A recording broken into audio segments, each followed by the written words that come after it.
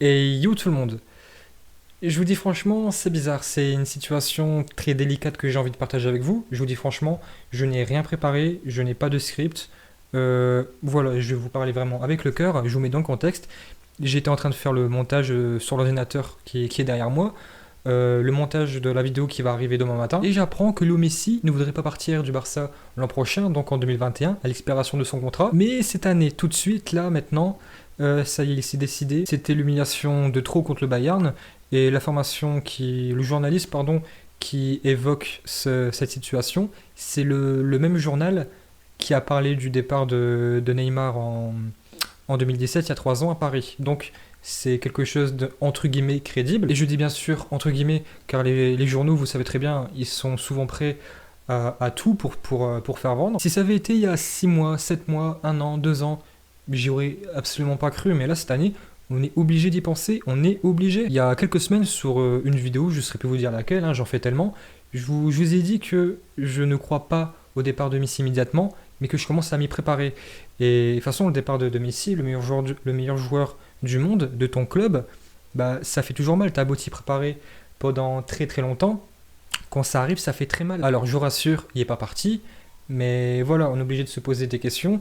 Est-ce que c'est bien? Est-ce qu'il lui, il fait bien? Est-ce que le Barça aurait tort, raison de le laisser partir? Il faut penser vraiment au futur du club. Alors, il y en a beaucoup qui disent, ouais, sans Messi, le Barça ne serait rien. Avant Messi, il n'y avait rien, patati patata. Oh, je vais vous conseiller un truc. Voilà. Pour ceux qui disent ça, je vous conseille un très beau livre hein, qui coûte pas très cher. Lisez-le, ça vous fera du bien. Moi, je vous dis honnêtement, le Barça, je l'ai connu en 2006-2007. Je l'ai donc connu avec Messi. Demain, il peut partir, je serai toujours là, je serai toujours derrière le Barça, quoi qu'il arrive. De toute façon, après le Bayern, je me suis dit, c'est obligé qu'il va y avoir quelque chose, une réaction très très forte, une réaction, c'est même pas une réaction, c'est une révolution. Là, je vais pas dire qu'il faut tout changer, mais à 80%, il faut changer le président, qui partirait maximum dans 1 an, l'expiration de son contrat, enfin les élections, pardon, c'est en 2021, je pense en juin, ça se peut que c'est avancé en novembre, ou même qu'il démissionne maintenant, mais là par contre j'ai un très gros doute. Abidal et Setien normalement seront licenciés demain. Alors ce qui me fait plutôt rire, c'est que ce matin, donc là on est dimanche soir, ce matin, en checkant mon Facebook, en regardant les informations, en ce moment il n'y a que 4 joueurs qui sont intransférables au Barça. C'est Ter Stegen, Langlais, Busquets et Messi. Ouais, ironie de ça. Le petit Léo, franchement, je vais vous dire honnêtement, bien sûr ça me ferait super mal, je serais dégoûté, mais je vais limite en pleurer s'il part. Mais je le comprendrais. Je vous dis franchement, ça me ferait super chier. Je serais super triste. Mais je comprendrais. Mais si le Barça, en fait, c'est son fils, c'est son enfant. Et quand tu vois ton enfant se faire taper, humilier, détruire de la sorte, et que toi tu es impuissant, bah ça fait super mal. Et tu te sens tellement impuissant en fait que tu préfères partir. Je vous remets un petit peu dans le contexte. Avant le Covid, Messi était en train de négocier son futur contrat, une prolongation avec Bartomeu, un contrat qui expire dans 1 an, donc en 2021.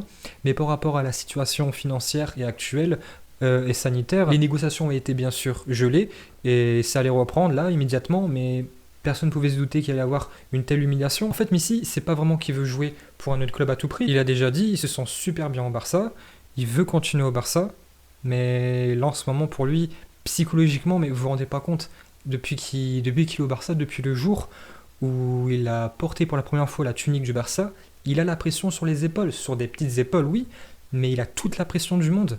Enfin, vous vous rendez pas compte en fait. Le petit Léo, ça fait tellement d'années qu'il porte le club à lui tout seul qu'au bout d'un moment, voilà, il n'en peut plus. Je vous rappelle quand même qu'il a 33 ans. Ça fait 16 ans maintenant qu'il est professionnel avec le club.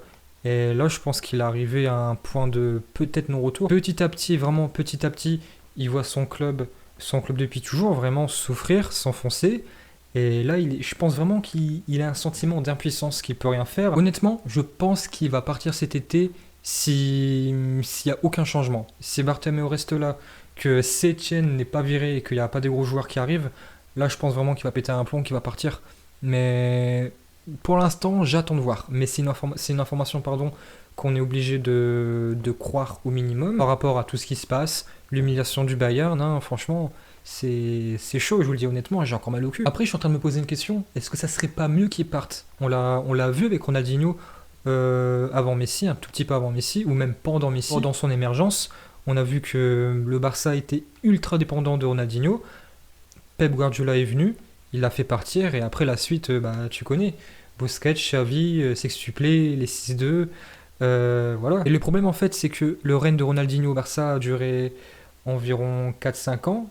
Le règne de Messi au Barça, c'est 3 fois plus. Et le Barça est beaucoup plus dépendant de Messi que Ronaldinho à l'époque. Donc là, la chute va faire énormément mal. Après, il y en a beaucoup qui comparent le départ de CR7 quand il est parti de Madrid, mais c'est pas la même chose en fait. CR7, c'était surtout un très gros buteur au Real. Messi, malheureusement, c'est le buteur, le passeur, le dribbleur, tireur de coups francs, il fait tout. L'organisateur, voilà, c'est le cerveau, il fait absolument tout. De toute façon, il y a un truc que je pense depuis un moment, vous me connaissez, et d'ailleurs, je vais encore le dire sur ma vidéo de demain. Pour moi, Messi ne doit plus jouer à droite. Quand il joue dans l'aile, en fait, il bloque l'aile.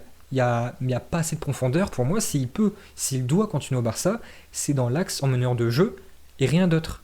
Et s'il doit continuer dans l'aile, malheureusement, en fait, je vais pas dire qu'il sert plus à rien, mais il bloque tout en fait. Il bloque... Voilà, voilà, je vais pas trop m'éterniser sur ça parce qu'il n'y a rien d'officiel. Ce sont des rumeurs, des grosses rumeurs qui sont normalement crédibles.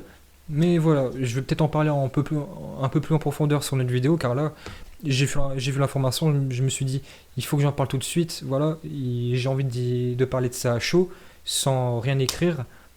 Et puis voilà. Et bien sûr, yo tout le monde.